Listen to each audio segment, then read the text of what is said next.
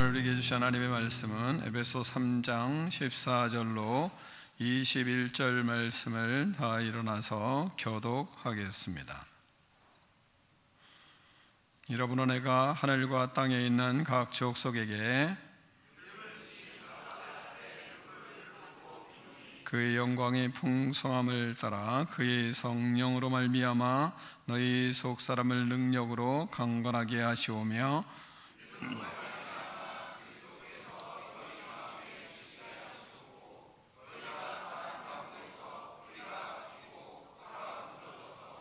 능히 모든 성도와 함께 지식에 넘치는 그리스도의 사랑을 알고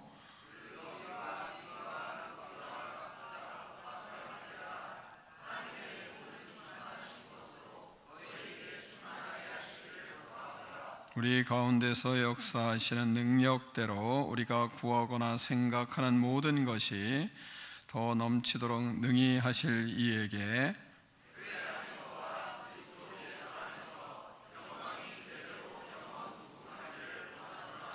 아멘. 하나님의 말씀을 들고 우리의 고백을 하나님께 올려드리겠습니다. 주의 말씀은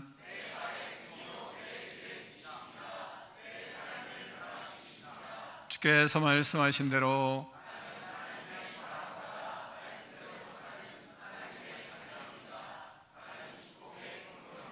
오늘도 주의 말씀에 말씀하여 주옵소서.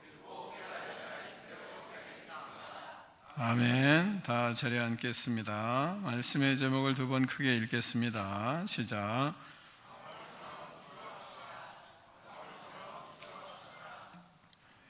네, 다시 한번 읽겠습니다. 두 번 다시 힘있게 읽겠습니다. 시작.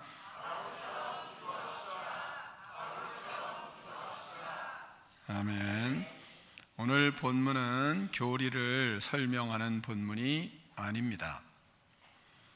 또한 자신의 삶에 논증하는 것도 아닙니다. 이 말씀은 기도입니다. 사도 바울은 에베소 성도들을 생각하며 무릎을 꿇고 하나님 앞에서 마음을 쏟아내는 중보의 기도를 하고 있습니다. 영혼 깊은 곳에서 나오는 기도입니다. 우리는 이 기도를 읽으면서 이런 내용이구나 라고 생각하고 끝나면 안 됩니다. 오늘 말씀은 우리를 기도의 자리로 부르시는 하나님의 초청이기 때문입니다. 오늘 우리는 바울의 기도를 연구하는 시간이 아닙니다. 그래서 그 기도를 연구해서 그렇구나 이렇게 생각하는 시간이 아니란 말입니다. 바울처럼 기도하는 사람이 되기를 원하시기 때문에 하나님은 말씀을 하고 계신 것입니다. 첫 번째, 하나님께 마음을 드리는 기도의 태도와 자세를 갖추어야 합니다.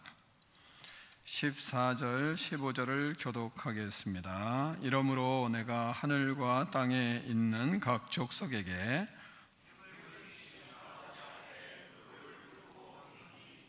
아멘. 먼저는 기도의 대상이신 하나님에 대한 고백을 하고 있습니다. 바울은 기도를 시작하며 자신의 상황을 말하지 않습니다. 또한 자신의 필요를 쭉 나열해서 이야기하지도 않습니다. 먼저 하나님이 어떤 분이신지를 그는 고백을 합니다. 하늘과 땅에 있는 각 족속에게 이름을 주신 아버지, 이렇게 고백을 합니다. 이 고백은 당시에 가지고 있는 사람들의 세계관에는 아주 큰 파장을 일으키는 선언입니다. 하늘에 있는 족속, 그것은 천사들과 모든 영적인 존재들을 총칭하는 것입니다. 또한 땅에 있는 족속은 이들은 유대인만 구원을 받고 유대인의 하나님인 것만 생각을 했는데 그게 아니라 온 땅의 모든 족속, 인류의 모든 족속의 아버지이시다, 이렇게 고백을 하는 겁니다. 유대인이 들을 때는 깜짝 놀랄 일입니다. 그들에게 무엇을 하시는가? 이름을 지어주셨다 말하고 있습니다. 고대 사회에서 이름을 지어준다는 것은 그 사람의 소유권을 가지고 있다는 겁니다.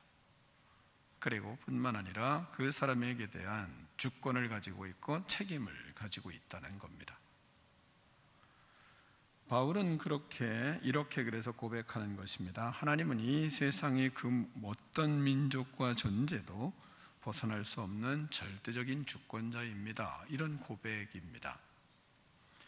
감옥에 갇혀 있던 바울의 현실은 아주 초라했고 작아 보였지만, 그러나 바울의 믿음은 하나님은 온 우주를 주관하시는 절대적인 주권을 가지고 계신 그분이 우리의 다스리는 아버지이십니다. 이런 고백을 하는 것입니다. 그리고 이 놀라운 놀라운 사실은 이 하나님이 각 개인을 익명으로 보지 않으신다는 것입니다. 우리는 교회를 다니면서도 익명의 그리스도인이 되고 싶은 유혹을 많이 받잖아요. 안 그런가요? 네, 우리는 눈 안에 다 있으니까 익명이 될 수가 없어서 장점이긴 해요.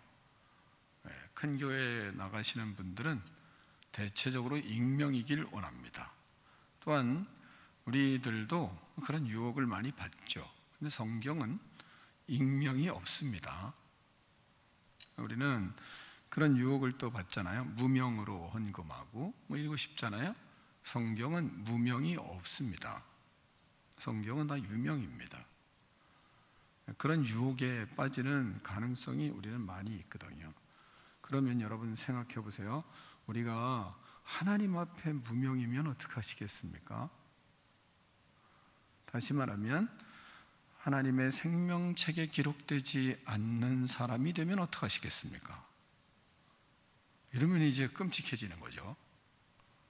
그래서 성경은 하나님은 우리에게 이름을 지어주시고 우리 한 사람 한 사람이 유명이 되기를 원하세요. 무명을 원치 않으세요. 하나님은. 그럼 여러분이 무명을 원하시면 그러면 하나님 나라에 들어가기가 쉽지 않은 거죠. 생명책에 기록되지 않은 사람 어떻게 되겠습니까? 이 심각한 거예요. 하나님은 본문에서 사람에게, 그 족속에게 이름을 지어주셨다, 지어주시는 아버지이신 것을 우리에게 가르치고 있습니다. 예전에는 여자를 사람으로 여기지 않던 시대가 있었습니다. 고대 당시에도 그러했습니다. 이름조차 제대로 불리지 못하고 있었습니다. 누구의 딸, 그렇지 않으면 누구의 아내, 이렇게 부르는 시대가 많이 있었습니다. 근데 성경이 놀라운 것은 성경에는 여자들의 이름까지도 명확하게 기록하고 있다는 사실입니다.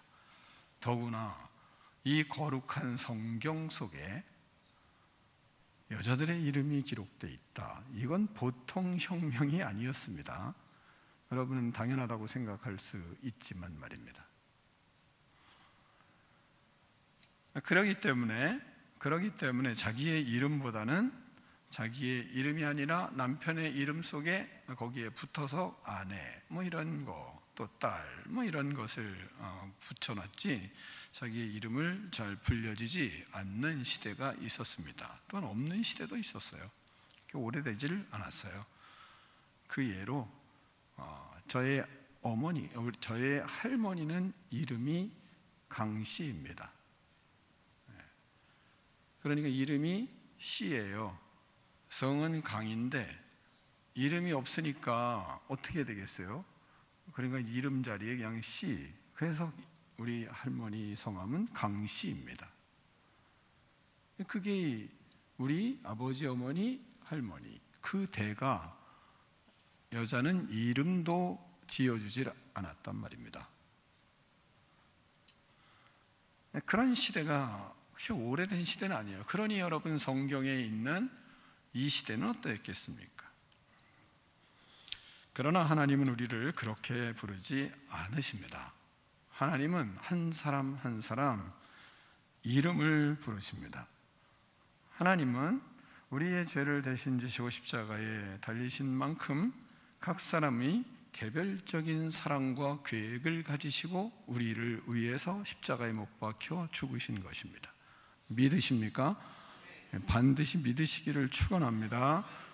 바울의 감옥 속에서도 이 하나님을 고백할 수 있었던 이유는 자신의 처지보다 하나님의 주권이 훨씬 더 크다는 것을 그는 확실히 믿었기 때문에 자신의 환경의 여건보다 하나님은 더 크신 하나님이시고 그 하나님은 바로 모든 민족에게 이름을 붙여주실 뿐만 아니라 나를 이름불로 부르셨고 하나님의 백성 삼아주셨기 때문에 나는 감옥 속에서도 반드시 하나님이 역사하시는 능력이 있는 분이다. 이걸 그 속에서 기도하며 그는 하나님을 부르는 것입니다. 여러분이 이러한 믿음으로 하나님을 부르는 그리스도인들이 되기를 축원합니다. 또한 그 속에서 바울은 무릎을 꿇고 기도를 합니다. 본문을 보면 바울은 무릎을 꿇고 비노니 이렇게 칭하고 있습니다. 당시 유대인들은 보통 어떻게 기도했냐면 손을 들고 기도했습니다. 여러분이 마태복음을 보더라도 손을 들고 거리에 서서 기도하더라 이렇게 얘기하잖아요. 바리새인과 이런 사두개인들이. 그러니까 기도하는 것은 손을 드는 거, 이것도 좋은 거예요.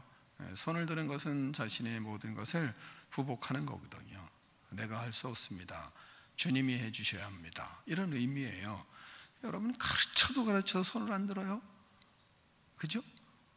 여러분 새가족 교육 때 다 받았잖아요. 손을 들고 아멘 아멘 하고 그래야 되잖아요. 근데 왜 가르치는 대로 안 하죠? 교만하기 때문이에요. 다른 게 아니에요. 손을 들라고 하니까 드는 거지. 근데 그때 어떻습니까? 우리는 우리 자신을 포기하는 거예요. 우리 자신을. 그런데 무릎 꿇는 건 손을 드는 상태에서만이 아니라 서서만이 아니라 무릎까지 꿇어요. 그러니까 주님 앞에 의미가 큰 거죠. 영적인 분명한 의미가 있는 겁니다. 그러니까 바울은 여러분 감옥 속에, 그 좁은 감옥에 하나님 앞에 서서 기도할 수도 있잖아요. 그게 더 편하죠. 근데 굳이 좁은 데서 또 무릎까지 꿇고 손을 들어요. 이건 전적인 항복을 의미하는 겁니다. 자신이 하나님 앞에 항복하고 그리고 진실로 겸손하게 주님 앞에 태도를 보이는 거죠. 기도는 하나님을 설득하는 시간이 아닙니다. 기도는 자기의 뜻을 관철시키는 시간이 아닙니다. 기도는 하나님의 주권 앞에 자신을 항복하는 겁니다. 그게 기도입니다. 그러니까 기도는 기도할 때 그 사람이 겸손해지는 겁니다. 어려움을 여러분 우리가 만나면 하나님 앞에 나오려고 하는 건 보통 겸손이 아닙니다. 그게 진짜 겸손이에요. 그러니까 하나님 앞에 그런 자세로 하나님 앞에 기도하는 거죠. 또한 무릎을 꿇을 때는 절박할 때 무릎을 꿇지 않아요. 간절함이 있거나 절박할 때 그렇잖아요. 왕 앞에 말이죠. 자기 목숨이 끊어질 것 같으면 뻣뻣이 서 있는 사람은 별로 없잖아요. 다 무릎을 꿇고 간절히 말이죠. 살려달라고 애원을 하잖아요. 그러니까 바울이 하나님 앞에 그런 간절함과 절박한 심정으로 기도하는 모습을 우리는 배우게 되는 겁니다. 이런 자세로 여러분 보면 겟세마네 동산에서 예수님이 무릎을 꿇고 기도하잖아요. 또한 스데반 같은 경우에 순교당하기 전에 하나님 앞에 무릎 꿇고 기도를 해요. 그러니까 그런 모습들을 보면서 에베소 성도들을 향해서 하나님 앞에 기도하는 이 바울의 모습을 통해서 그의 영혼의 진액을 쏟고 기도하는 절박한 바울의 모습을 보는 거죠. 우리도 그렇게 기도하는 겁니다. 기도하는 것이 쉽지 않고 기도하는 것이 힘들다 하시는 사람들 본문을 잘 들어보시면 그러면 어떻게 기도해야 될지, 하나님 앞에 내가 어떤 마음을 쏟아내야 될지를 배울 수 있는 것입니다. 또한 하나님을 향한 경외감의 표현이라고 할 수 있습니다. 주님을 경외하니까 하나님은 우리에게 아빠 아버지가 되십니다.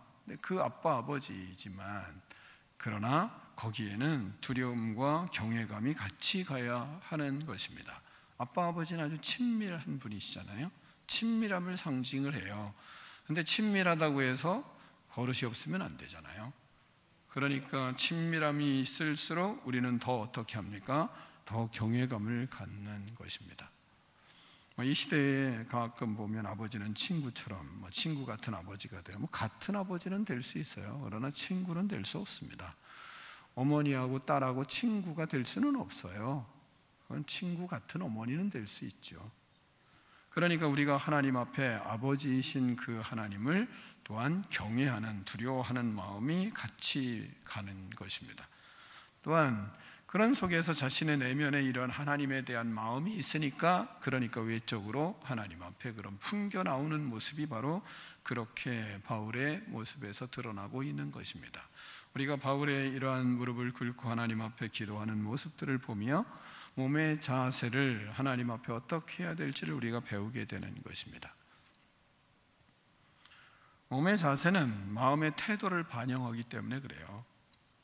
우리가 기도하는 자세가 중요한 것은 마음의 태도는 기도의 깊이를 좌우합니다. 그렇기 때문에 우리의 태도가 중요한 것입니다. 그래서 오늘 우리에게 던지는 질문을 스스로 한번 던질 필요가 있죠. 나는 지금 내 마음은 하나님 앞에 무릎 꿇고 예배드리고 있는가? 내 마음은 진짜 하나님 앞에 무릎 꿇는 심정으로 하나님 앞에 나아가고 있는가?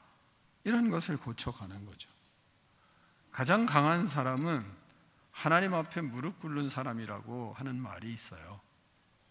그러니까 우리가 주님 앞에 무릎 꿇는 거 약해 보이지만, 그러나 하나님이 주인 되는 역사가 일어나는 시간인 것을 여러분이 생각하고 하나님 앞에 무릎 꿇고 기도하고 바른 자세로 기도하고 주님의 마음에 자신을 온전히 부복하는 그런 기도의 사람 되어서 감옥 속에서도 풍성한 은혜를 누리는 바울의 영성이 저와 여러분의 영성이 되기를 축원합니다. 두 번째, 성령으로 속사람이 강건해지도록 기도해야 하는 것입니다. 16절을 같이 읽겠습니다. 16절입니다. 시작.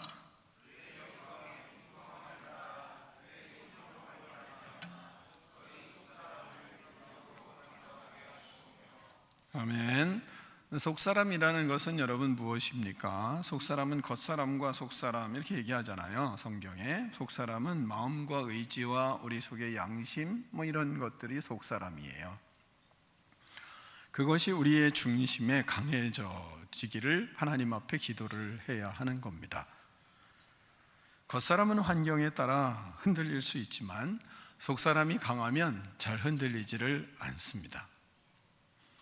인생은 쉽게 무너지질 않아요. 속사람이 강건할 때. 겉사람만 강하면 언제 끊어질지 모르고 언제 넘어질지 모르고 언제 쓰러질지 모릅니다. 그런데 우리의 속사람이 건강하면, 그러면 우리가 쉽게 넘어지지 않습니다. 그래서 하나님 앞에 우리는 그런 기도를 해야 돼요. 하나님 아버지, 내 내면을 강하게 해주세요. 내 속사람 강건케 해주세요. 내 의지가 내 힘으로가 아니라 주님이 주시는 힘으로 강해지게 해주세요. 하나님이 주시는 능력으로 내 양심이 견고해지게 해주세요. 깨끗해지게 해주세요. 이런 기도를 자꾸 해야 됩니다. 그래야 우리가 이겨요. 우리가 그래야 쓰러지지 않습니다. 사람의 내면이 먼저 세워지면 흐트러지지를 않아요. 우리는 많은 일들을 당하거든요. 삶을 통해서. 그 많은 일을 당할 때 그것이 우리의 내면에 들어오지 못하게 하는 것이 바로 하나님 앞에 기도하는, 속사람을 위해서 기도하는 일이 있어야 되는 겁니다. 그래야 우리가 쓰러지질 않아요. 며칠 전에 사모님이 우리 수희 집사랑 같이 카페에 전도를 하고 나서 카페에서 이제 차 한 잔을 마시고 있는데 고양이가 차에 깔려 죽은 거예요. 그걸 창문으로 본 거죠. 그러니까 그것 때문에 좀 힘들었나 봐요. 힘들죠. 근데 그런 상황들이 벌어질 때 우리는 뭘 해야 되는가? 하나님, 이러한 상황이 내 내면까지 침투하지 못하도록 내 속사람이 강해지게 해주세요 라는 기도를 하셔야 되는 겁니다. 그렇지 않고 그것이 내 마음까지, 내 내면까지 있어서 그거에 트라우마가 생기고 막 이러는 것은 뭐냐? 속사람이 약하기 때문입니다. 속사람이 강해져야, 우리 인생에는 그거보다 사람이 앞에서 널브러지고 사람이 앞에서 쓰러지고 금방 사람이 죽고 이런 것들을 우리 인생에서는 다 봐요. 그럼 그럴 때마다 마음에 말이죠, 상함이 있고 괴롭고 하는 게 인생이에요. 근데 그걸 어떻게 넘어갈 수 있겠습니까? 그래서 우리는 내면을 위해서 기도하라고 바울을 통해서 하나님이 가르치는 겁니다. 내면이 강하지 않으면, 그러면 속사람이 항상 문제가 생기는 거예요. 그러다 보면, 문제가 생기면 병이 나고 신음하고 고통하고, 그것 때문에 밤잠 못 이루고, 왜 그것 때문에 잠을 못 자야 되나요? 생각을 해보세요. 우리가 하나님 앞에 내면을 위해서 기도하고 내가 내면에 힘을 받고 하나님이 나에게 내면에 힘을 주시니까 많은 어려움이 당해도 다시 일어날 수 있는 능력을 주시는 거죠. 왜? 인생사가 그러는 거예요. 인생사가. 그 많은 인생사를 어떻게 넘어갈 수 있겠습니까? 여러분, 기도 안 하고 내면을 하나님 강하게 해달라고, 내 영혼을 새롭게 해달라고, 내 양심을 깨끗하게 해달라고, 내 의지가 내 힘이 아니라 주님이 나에게 힘을 주셔야 내가 살 수 있다고 하는 그런 믿음의 고백과 믿음의 기도가 없이 우리는 승리할 수가 없는 겁니다. 또한 본문은 어떻게 강건해질 수 있느냐를 말씀하세요. 성령으로 말미암아, 이렇게 말씀하세요. 어떻게 강해질 수 있어요? 기도하면 성령께서 내 속사람을 강하게 해주세요. 강하게. 그 은혜를 힘입어야 우리는 살아요. 그건 기도한 사람만 아는 거예요. 하나님 앞에 처절하게 자신을 항복하고 주님 앞에 자신의 소원을 아뢰며 자신의 영혼을 하나님 앞에 쏟아내는 절박한 심정으로 제 자신의 창자가 끊어질 것 같은 그런 기도의 사람만 주시는 하나님의 은혜예요. 그냥 주어지질 않아요. 여러분, 우리는 속사람이 강해지기 위해서 의지를 발휘해야 돼. 결심을 해야지. 그리고 그런 속에 힘을 내야지. 그런 속에 내가 뭔가 좋은 생각을 해야지. 그런 훈련이 되면 강해질까요? 그건 일시적이에요. 우리에게 속사람이 강건해지는 것은 훈련으로만 되지를 않기 때문에 기도해야 되는 겁니다. 하나님이 강해지게 하시고 하나님이 내 안에 역사하시는 그런 성령의 역사가 있을 때, 성령님은 우리에게 말씀을, 우리가 그냥 말씀 그렇지, 오늘 말씀에서도 너희를 위하여 뭘 한다 그래요? 내가 나의 여러 환난으로 인하여 낙심하지 말라. 왜요? 그 암송을 하시면서 이 환난을 당하고 어려움을 당하고 많은 박해를 받고 있는, 그리고 처절하게 죽어가는 순교하는 사람들이 그렇게 많은데 그런데 낙심하지 말라고요? 이렇게 할 수 있어요, 사람은. 그러나 하나님 앞에 기도하는 사람들은 성령께서 그에게 주시는 힘이 있어요. 말씀의 깨달음으로 그 마음에 하나님의 말씀으로 나를 이끌어 가시는 주님의 은혜를 알게 되는 겁니다. 그래서 죄를 이길 수 있는 힘이 생기는 거예요. 죄를 넘어갈 수 있는 힘이 생겨요. 하나님의 영광이 오히려 풍성함을 느낄 수 있는 은혜가 있어요. 그 속에 내가 어디에 연결되어 있느냐? 성령께서 하나님께로 나를 연결시켜 놓은 나의 영혼을 발견하게 되는 겁니다. 그래서 힘이 나는 거예요. 그래서 사는 것입니다. 여러분, 제가 수많은 환난을 당해 왔지만 그러나 제 얼굴에 써 있나요? 너무 잘생겨서 미안하지만 제 안에 써 있진 않잖아요.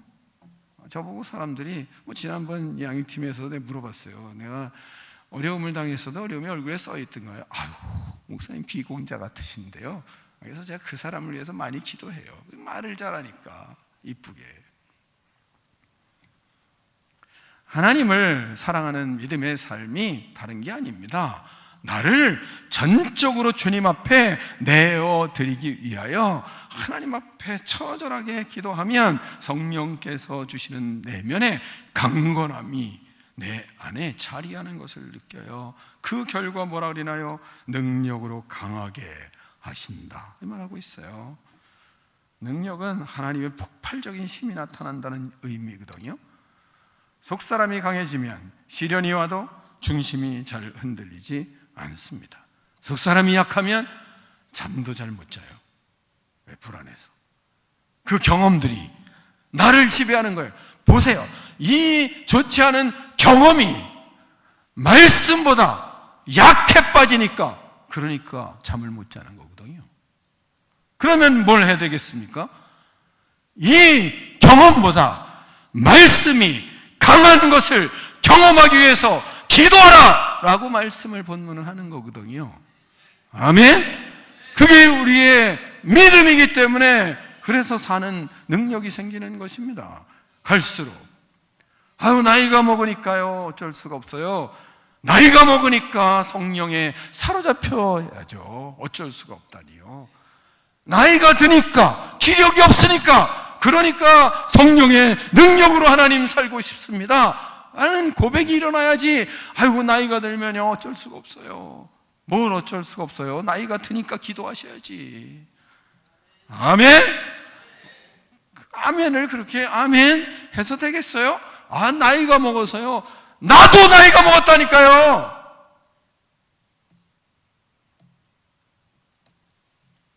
주님의 뜻을 이루어가는 것을 그렇게 너무 약해 빠진 모습으로 하나님을 바라볼 일이 아니라니까요. 나이가 먹다 보니까 더해요. 주의 능력이 없으면 못 살겠다니까요. 이것저것 아파서 감당이 안 되는 게 사실이더라고요. 그러니까 기도해야 되더라고요. 그러니까 하나님 앞에 순복하지 않으면 안 되더라니까요. 여러분, 나이가 먹으면 더 독해질 수밖에 없구나. 이게 왜? 몸은 말이 안 들지, 속은 되는 일이 별로 많지 않지, 그 다음에 앞일은 깝깝하지, 직장에선 잘리지, 누구는 좋아하는 사람이 없지. 그러면 뭐가 나타나겠어요? 승질만 높아지게 돼 있구나 이거. 그러니까 얼굴이 부드러워지는 게 아니라 강팍해질 수 있고, 얼굴이 뻣뻣해 굳을 수밖에 없고, 승질만 더러워질 수밖에 없는 거구나 이거 라는 걸 절절히 느낀다니까요. 왜요? 나이가 먹으니까. 그러니까 성령의 능력이 아니면 못 살겠더라고요. 기도하지 않으면 못 살겠더라니까요. 하나님을 믿지 않으면 못 살겠더라고요. 그걸 바울은 감옥 속에서 처절하게 느끼고 있는 것입니다. 그러니까 하나님 앞에 이렇게 기도하는 거예요. 하나님, 자, 바울은 바울이니까 감옥에서 나는 힘이 있어, 하나님이 능력 주실 거야. 그렇겠습니까? 여러분, 바울도 속이 힘든 거예요. 내면이 무너지는 거예요. 자신이 쓰러지는 걸 아는 거예요. 근데 할 수 있는 유일한 방법이 뭐예요? 무릎 꿇고 기도하는 일이에요. 그래야 살겠으니까, 그래야 그 안에서도 견딜 수 있으니까. 바울이니까 그렇게 했지가 아니란 말입니다. 바울도 그 안에서 넘어갈 수 없으니까 그렇게 지금 하고 있는 거예요. 그러면서 뭐라고 얘기합니까? 그리스도께서 내 안에 내주하시기를 원하는 거예요. 17절 보면 믿음으로 말미암아 그리스도께서 너희 마음에 계시게 하시옵고, 너희가 사랑 가운데서 뿌리가 박히고 터가 굳어져야 된다 말하고 있는 거예요. 하나님이 자신 안에 계셔야 되니까. 그러니까 하나님이, 우리는 방문객이 될 수 있잖아요. 예수님이 방문객이 될 수 있어요. 근데 그러면 안 된다. 하나님이 주인이 되어야 된다. 방문객이 아니라 네 마음의 주인으로 모셔야 된다. 그분이 진짜 주인이냐? 이걸 하나님은 물어보는 거예요. 그거 기도해야 되거든요. 하나님, 내가 주인이 돼서 살아가다 보니까 처절하게 쓰러지는 일만 있고, 주인에서 살아보니까 내 속에 되는 일이 없는 것을 알잖아요. 내가 주인이 되다 보니까, 그러니까 내 안의 삶이 그렇게 강건해지지 않는 걸 너무 많이 절절히 느끼니까요. 그러니까 하나님 앞에 기도하는 거죠. 모든 통치권을 주님께 드립니다. 하나님께 드립니다. 예수님께 드립니다. 주님이 나의 주인이십니다. 이 고백을 하고 살지 않으면 감옥 속에서 어떻게 살겠어요? 여러분이 직장 생활에서 사람들에게 비웃음 당하고 능력이 없음을 손가락질 당하고, 그리고 되는 일이 제대로 그것도 안 하지도 못해 라는 말을 들을 때 일어날 수 있어요? 그걸 능력 있게 넘어갈 수 없는 것이 우리의 솔직한 심정이잖아요. 또한 좀 잘하면 교만에 빠져가지고 오히려 더 자신의 모습이 하나님 앞에 심각한 걸 느끼잖아요. 어떻게 넘어가요? 이렇게 잘하면 교만해서 문제고, 못하면 그러면 조롱당하는 거, 그것 때문에 신음하고, 어떻게 살아요? 주님이 내 주인이 되지 아니하고, 예수님은 기도할 때만, 또 예배할 때만 방문객이고, 그리고 하나님 앞에 어려우면 기도하고, 있으면 다 떼어먹고, 그리고 하나님 앞에 몇 년씩 지나도 주님이 나의 삶의 주인이라는 고백이 없는 그런 헌금 생활을 하고, 그런 속에 무슨 하나님이 나의 삶의 전부입니다. 거짓말이지. 거짓말이잖아요. 그러면서도 하나님을 믿는다고요? 그건 믿음이 아닙니다. 그러다가 하나님 앞에 섰을 때 뭐라고 하겠습니까? 우리는 우리의 감정을 우리가 다스려서 되는 일은 없었어요. 우리는 우리의 삶을 하나님이 설계해 주셔야지 내가 설계해 줘서 되는 일이 없었어요. 우리는 우리 자식들도 우리가 설계해서 키우려고 해봤지만 안 되는 거 다 알잖아요. 우리는 우리 인생을 설계해봐서 설계한 대로 되던가요? 우리 자식들을 설계한 대로 되던가요?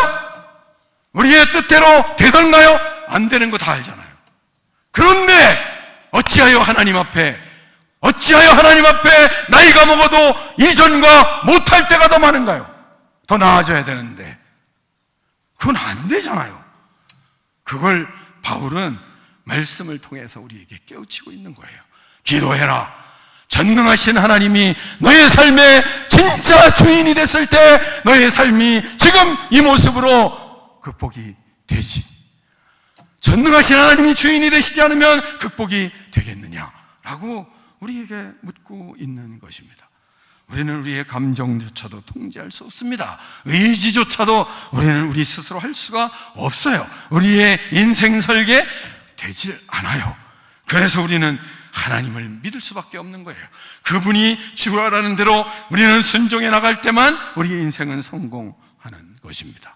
그것을 자녀에게 보여줘야 되지 않겠습니까? 그래야 믿음이 계승이 되지 않을까요? 그것을 보는 자녀들이 하나님 앞에 서야 되지 않을까요? 오늘 잠깐 제가 우리 태연이 있는 데서 그런 얘기를 했어요. 우리 장로님들하고 새로 권사님들도 또 오시고 그래가지고 항전직들 기도회를 시작해야 되겠다. 아멘 아멘 그러더라고요. 이 젊은 청년이 얼마나 원했으면 목사님 너무 좋은 생각이시라고 아멘 아멘 막 이러더라고요. 여러분, 다음 세대들은 우리가 하나님 앞에 올인하고 주님의 뜻이 무엇인지를 분명히 깨닫고 믿음의 길을 활기차게 걸어가는 그 부모를 원하지, 이것도 아니고 저것도 아닌 부모를 원하지 않아요. 우리 자녀들은 그런 믿음의 부모를 원해요.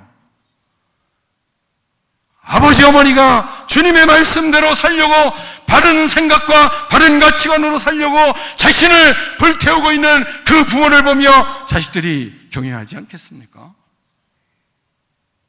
그런 부모를 원해요. 그런 부모를 원해요. 여러분, 솔직히 생각해 보십시다. 저는 그렇거든요. 제 아내가 하나님 앞에 미쳐 살아가는 걸 저는 꿈꿔요.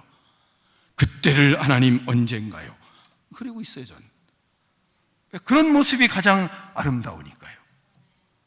여러분은, 여러분의 아내가 그냥 잔소리하고 욕은 별 욕을 다 갖다 써붙이고, 그리고 입만 열면 옆에 집 누구 욕하고 뭐 그런 아내를, 역시 나의 아내야, 참 내가 진짜 장가는 최고로 잘했어 하겠습니까? 그런 정신 나간 사람은 없을 것입니다.